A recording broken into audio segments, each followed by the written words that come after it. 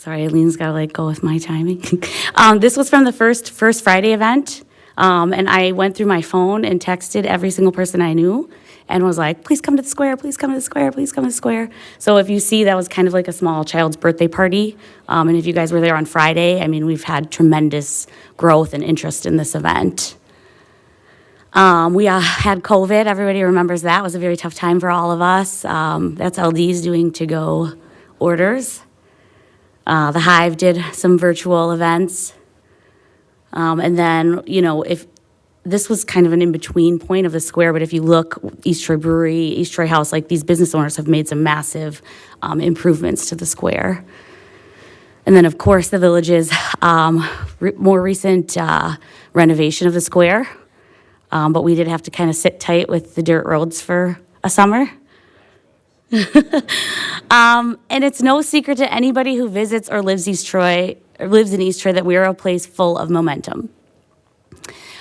So we have very limited resources and a small population, so we tried to think of something bold and something out of the ordinary to bring a new audience to town. And so cue the 2024 Scavenger Games. We launched that last year. That was our big, I say we always have a shiny for the year. And that was a citywide scavenger hunt that fused cutting-edge technology with hands-on puzzles and mind-bending challenges. And we did that on 3 separate dates. And the cool thing about the Scavenger Games was it highlighted all of our historical sites, landmarks, treasures, unique dining experiences. We had a challenge on a rail car that Al Capone was rumored to have used, or it was like his smoking car. And then again, this use of technology, making our town come to light, very similar to what we did with the light show. So we actually spent we had a matching Travel Wisconsin grant. And so we did some major advertising for the Scavenger Games. The billboards was something that we've done in the past, but we had great results in a super heavy traffic area. And then social media has been a huge promotion for us. We did an Instagram takeover with Milwaukee Magazine, and that had 26,464 views, and just, you know, some amazing progress for us. And then we also had a spot on the Morning Blend, which was super popular. And then if you kind of look, I just did a couple clips of some social media spots. We have started our TikTok. We've got some young people helping us stay cool on TikTok. But we're just kind of hitting some new audiences, and the Scavenger Games really helped us attract those new eyes. I think that was 50,000. One thing that we're really promoting are day trips. We've been doing this for a while, just because of our positioning from Madison, Chicago, Milwaukee. And then this promoting discovery, that's something Travel Wisconsin's doing with their statewide marketing. We have an amazing food and drink scene, and then just fostering adventure. That was a full-page ad we ran in Milwaukee Magazine. And then we try to put this in sync with all of our coordinated marketing. So things, you know, we're always promoting the event with our attractions, like the railroad, and here's where you eat when you come to do the Scavenger Games. And one thing that we found to be really popular was connecting the Scavenger Games to a common theme. So the most popular in the series, we did this on 3 different dates, and the most popular was the Spooktacular Games, which was in October, and it had a whole Halloween theme. We had, these projectors in the windows. They were like ghosts moving, and we had a big fortune teller ball. So that was super popular. Kind of like tapping into that enthusiasm for the holiday. And so we did see an 8% increase in room tax revenues in quarters 2 and 3 of 2024 compared to quarters 2 and 3 of 2023. And we did do a couple of business case studies. So one of them, during the October 19th Spooktacular Scavenger Games, their sales were 59% higher than the average and previous following Saturday. So these events are making a difference for these businesses. That is a video. Will it click or no? Oh no, it's the next one, sorry. They're going to be sorry this they were is ever sort born. of a glimpse at the Spooktacular Games. All of them.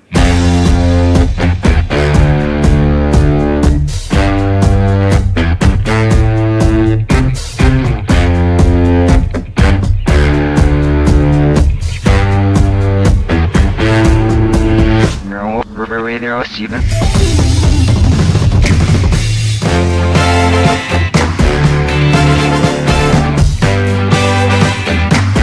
had laser mazes, cheese curd tasting.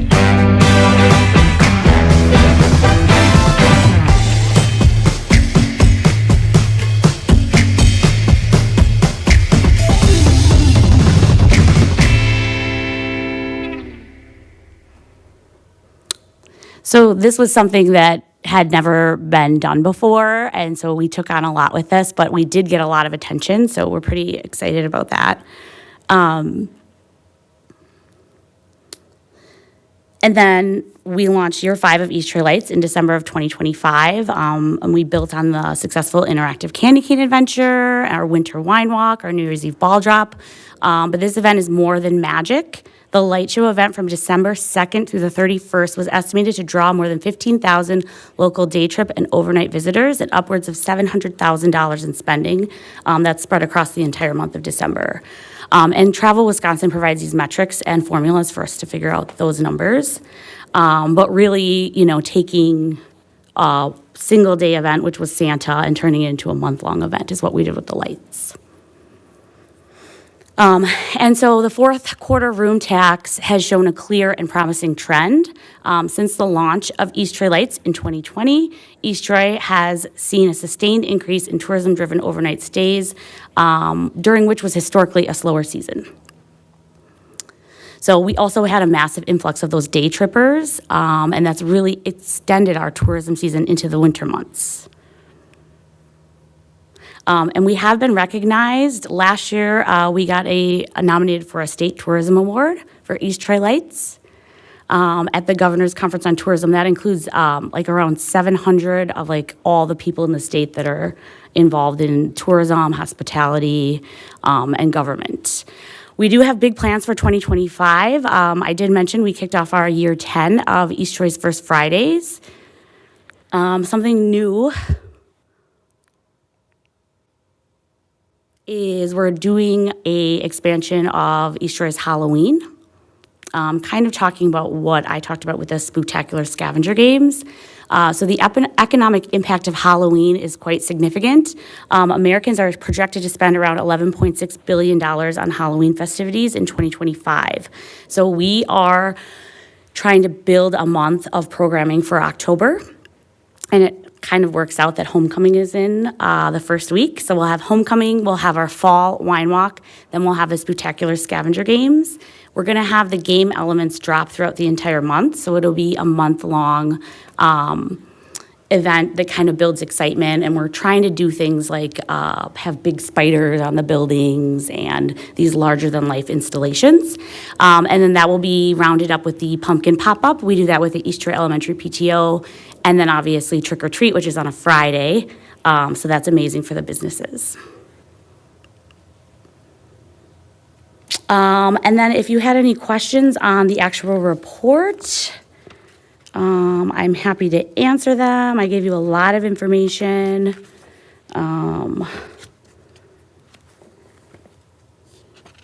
Questions for Vanessa?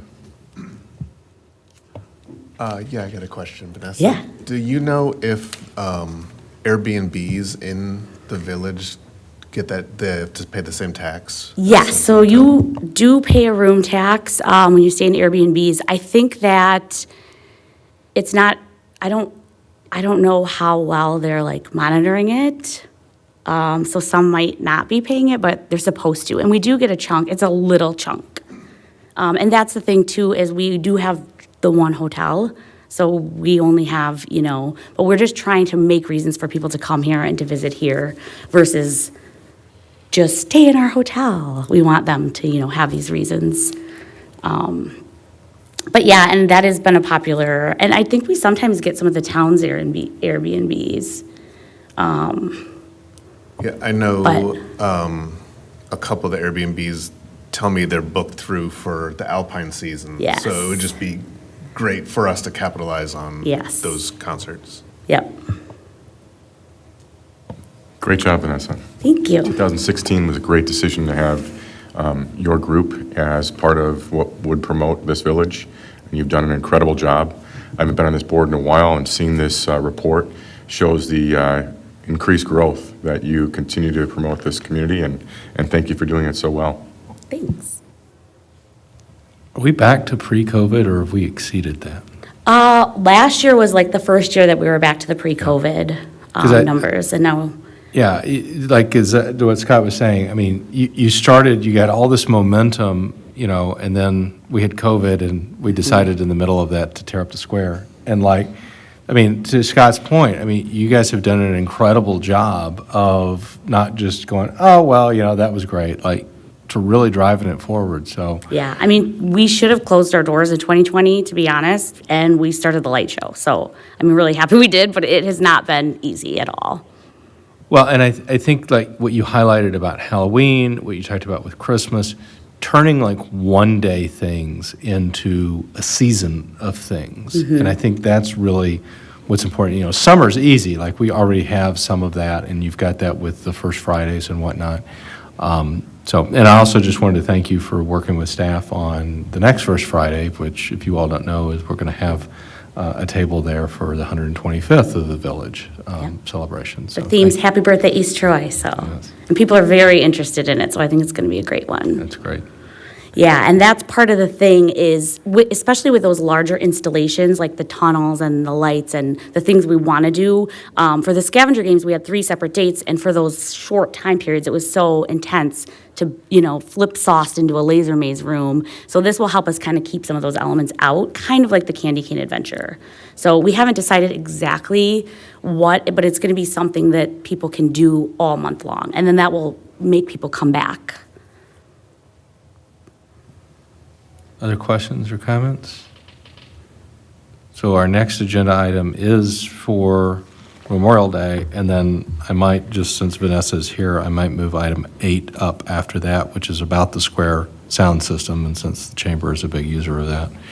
So we'll do item 3, consider approval of special event and temporary Class B permits for the East Troy Chamber of Commerce for Memorial Day, Corn and Brat Roast, May 23rd through 26th, and East Troy Brewfest, May 25th, and waiver of late application submittal fee of $150 for each event.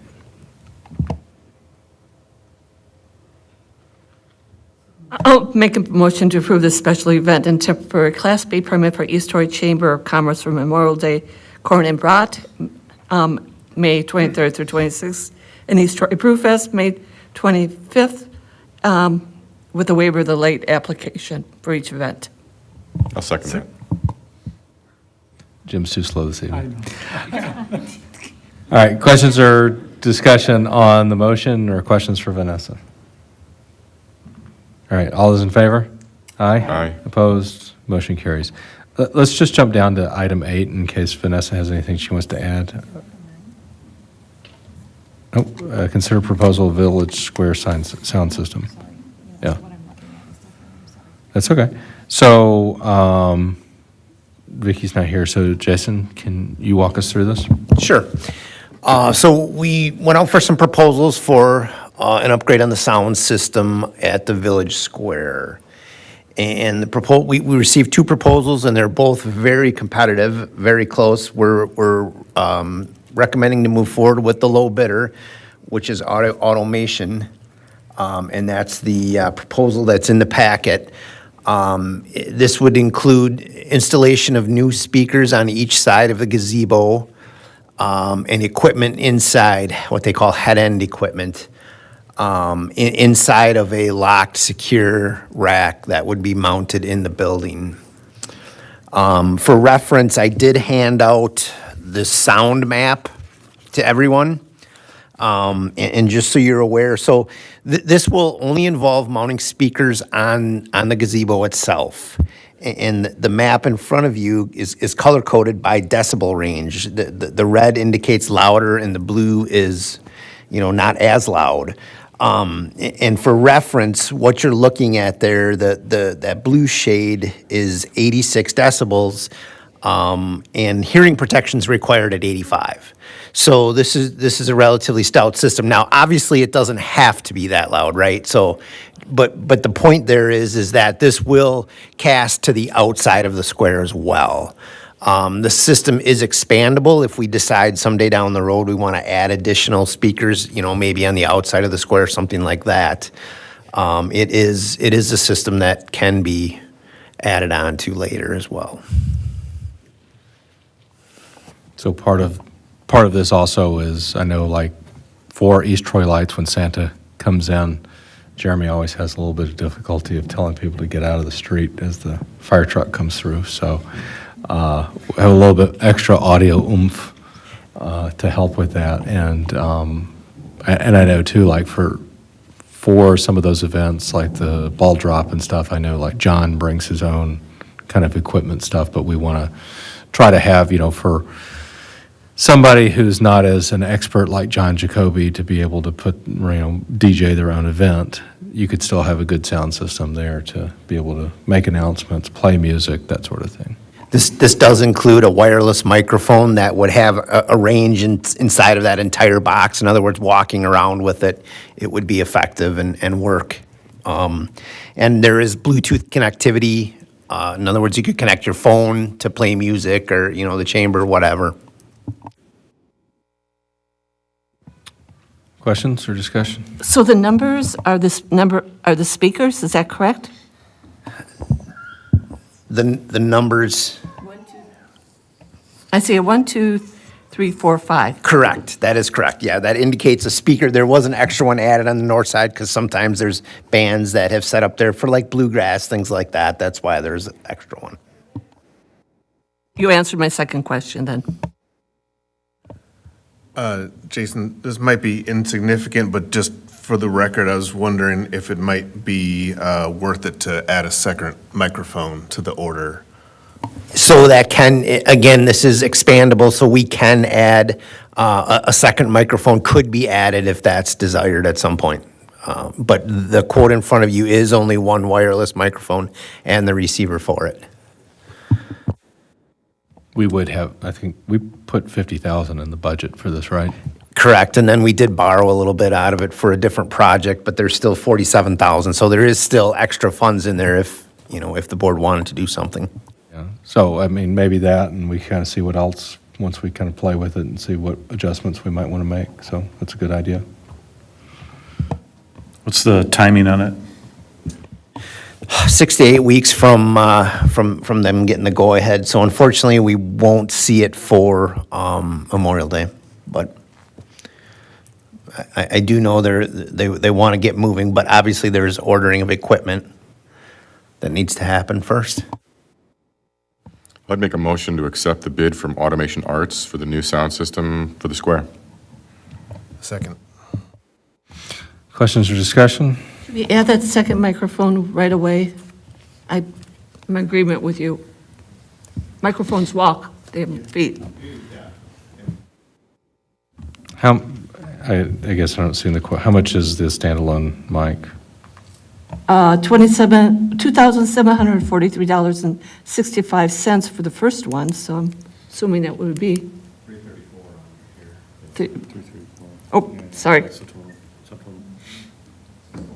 That still keeps us underneath the 47,820 that we have budgeted. I'll make a motion. Go ahead, Eileen. I was going to amend my motion. I was actually just going to ask, I mean, I would imagine there might be certain events where you might have two people who are using the mics at the same time. I would say before you amend the motion, Scott, I would say, given that it's only $334 and we don't know what's going to happen with tariffs, let's get two additional ones and have three in case, as Dan said, one walks away. That may trigger a new receiver, because I think that the receiver or antenna could only do two, but I don't think it's a significant change, just But FYI. even if we don't change the receiver, at least we have a spare, right? So, I would amend my motion to include the bid from Automotion Arts with the increased items, microphones, not to exceed the budgeted amount of $47,820. Second. okay, so first we just vote on the amendment. All those in favor? Aye. Opposed? Motion carries. All right, so then the amended motion in front of us, any questions or discussion? All those in favor? Aye. Opposed? Motion carries. All right, thanks. So hopefully you have better equipment to do all these wonderful events with. All right. Thanks, Vanessa. All right. On to just as exciting stuff. Item 4, consider approval of change order 1 for sanitary lining project. Okay, so if you remember when we talked about this, there was some very favorable pricing for the low bid here on that project, lining of sanitary sewers. And so we went back to the contractor and said, hey, would you like to do a little bit more? Roughly another 600 feet we'd like to add in, and he's honoring that price. So we're looking to just change order an additional linear footage of lining. And we have the money in the budget to do it. I make a motion to approve the change order number 1 in the amount of $20,604. I'll second. This is just an extension of what we were doing, or are we doing it somewhere else? So these are segments adjacent to segments we are lining. We're just adding more linear footage. Other questions or discussion on the motion? All those in favor? Aye. Opposed? Motion carries. Item 5, consider approval of removal of radio room in the airport FBO hangar. So Doug, do you want to, I always like pictures. Doug's got pictures for us. But it's got your name at the top, so.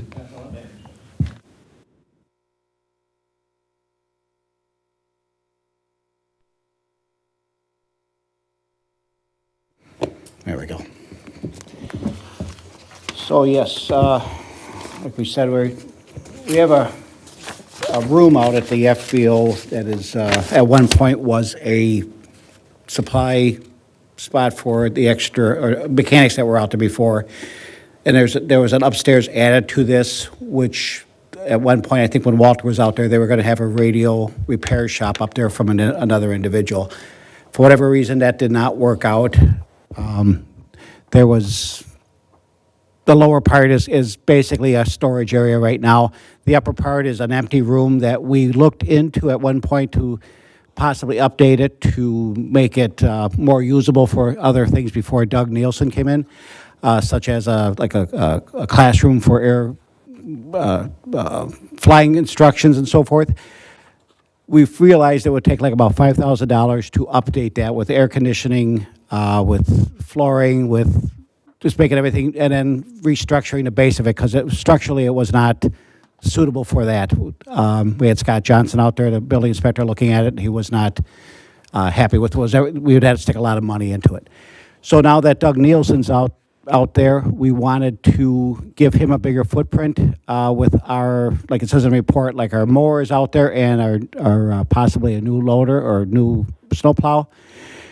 If we eliminated that room completely, we could give Doug Nielsen some more of our space, and we could use that whole length of a room, which would then be able to put the mower in the front, take that out completely, and then our snowplow in the back of it.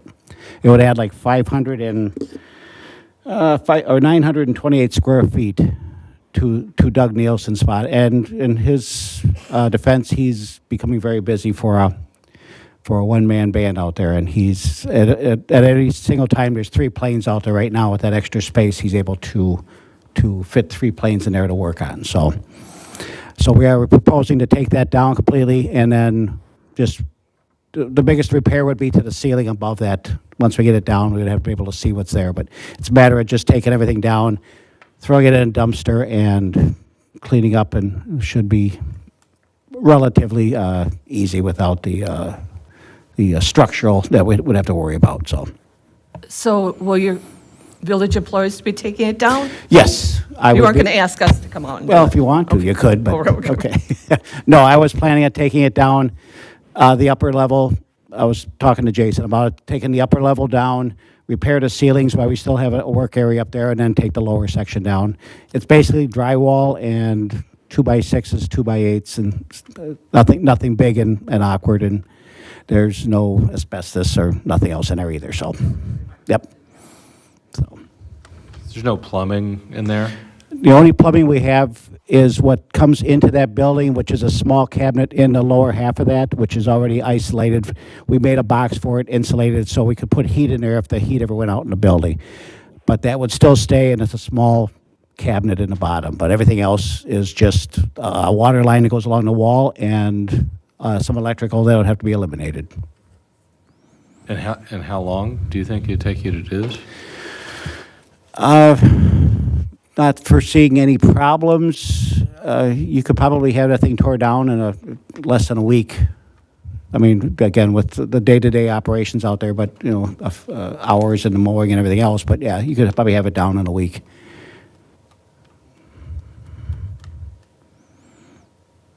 Need a motion? Yeah, I Make a think motion so. to recommend the removal of the former radio room in the FBO hangar. All right, there's a motion and a second. Any questions or discussion? All those in favor? Aye. Opposed? Motion carries. Item 6, consider approval of update to airport FBO hangar lease, which I'm assuming is triggered by what we just approved. Yeah, so like Doug mentioned, we're adding another 928 square feet, some additional revenue for the airport.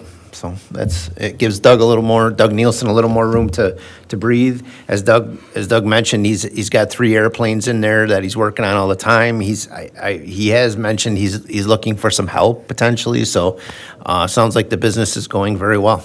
So, and that will mean fuel sales for the airport, which is good as well. So this lease would be, if we approve this lease tonight, then you would put that in front of him once that demolition work is done? Yeah, so what I told Doug, and I did send him a copy of the draft lease, and he approved it, is we would mutually agree upon when that would start, you know, when we have our work done and when we can provide him that space, so.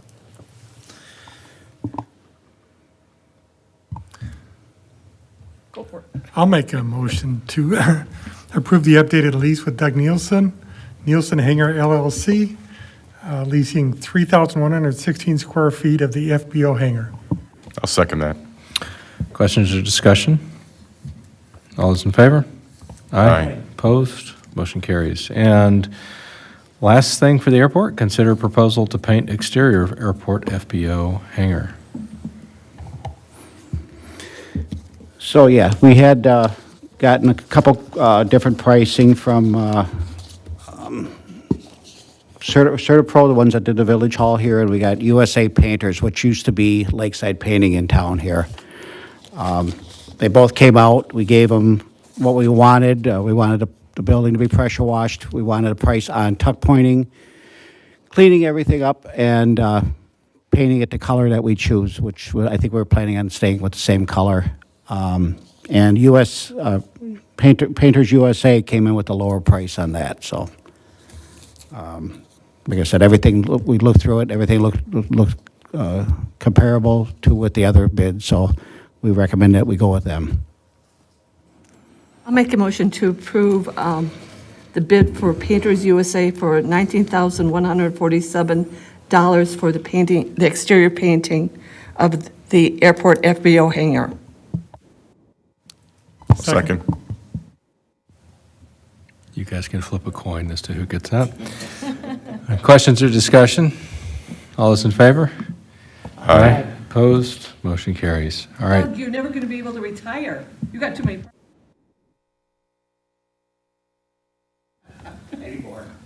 He wasn't on the microphone. That was not on the record. I know.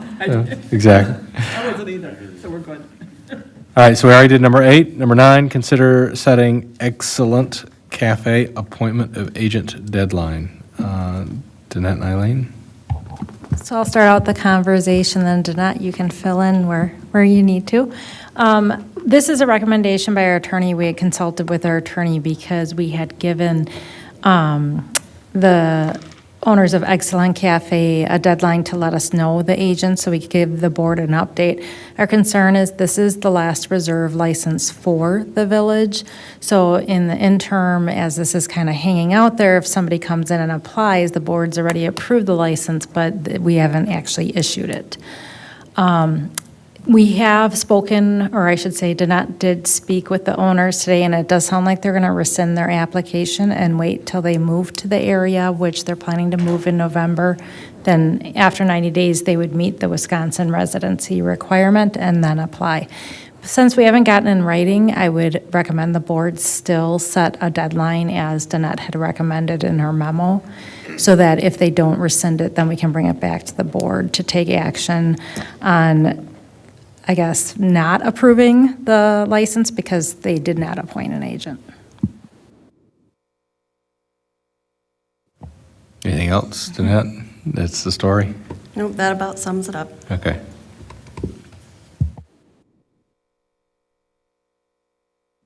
I'll make a motion to set Wednesday, May 14th as a deadline for Excellent Cafe to appoint an agent who meets residential requirements. Second. Questions or discussion? All those in favor? Aye. Opposed? Motion carries. On to staff reports. Item 1, Fire Chief's March 2025 report. Scott is our new representative out there. So if you have questions, direct them to Scott.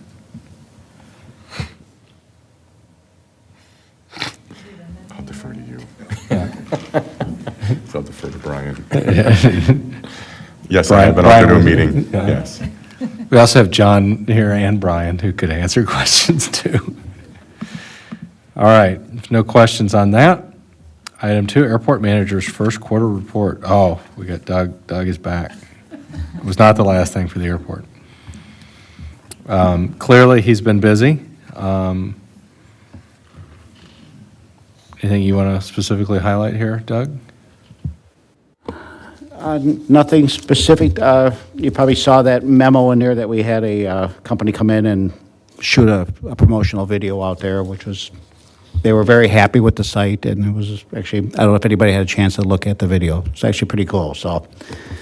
And when they talked to us about that, they mentioned that I wanted to make sure that there was something stating that where this was taken, just so, like I said, a little blurb if nothing else, so I'm glad they were able to do that.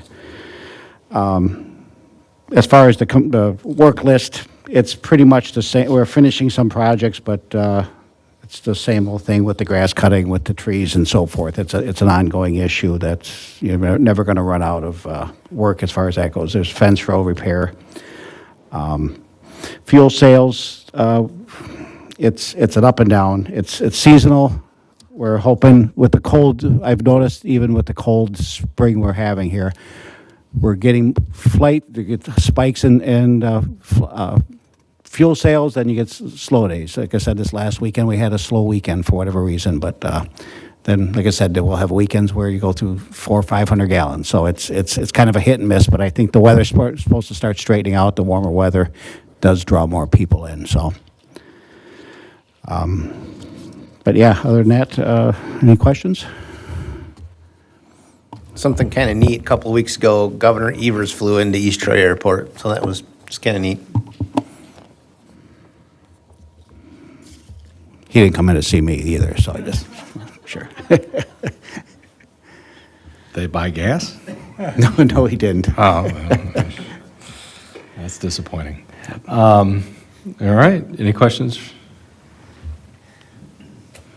I love it when we have all the things like you had on the agenda tonight, and just the progress we're making there, similar to like Vanessa's presentation, just great things happening out there. Yeah, we're just trying to make it very, like I said, even something as simple as the inside, cleaning it up. I've got a lot of good feedback on that. Just it feels more homey, if nothing else. People, when come in, they feel like sitting down. We've had a lot of people staying inside the FBO now, sitting on the front of the chair, just relaxing and hanging out there for a while. So, and the invitation is out there for anybody. If anybody wants to take a tour of it, be more than happy to show them around. So, Great.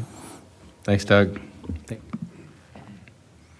All right, item 3, Public Works Director's first quarter report. Jason? So a couple of notable projects that were very time-consuming on the list here. One of them being the rec area project next door, which I think a lot of you have seen. We have a couple minor things to finish up on that, but that was a very big project over the winter. And then the interior painting and cleanup of the well houses and the water utility. There was a significant amount of staff time spent there as well in those two projects. Taking advantage of less snow, we were able to get some other things done, which was kind of nice.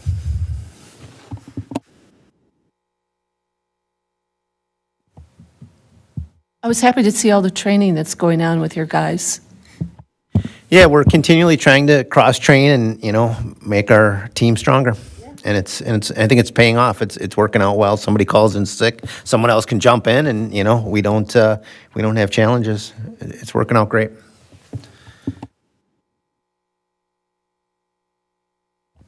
All right, and then the last item, committee reports, East Troy Area Emergency Services District Minutes from March 18th.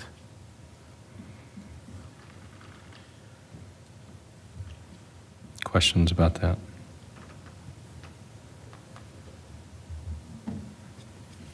All right. I believe we don't have a closed session, so I will make a motion to adjourn. Second. All those in favor? Aye. We are adjourned. Thank you.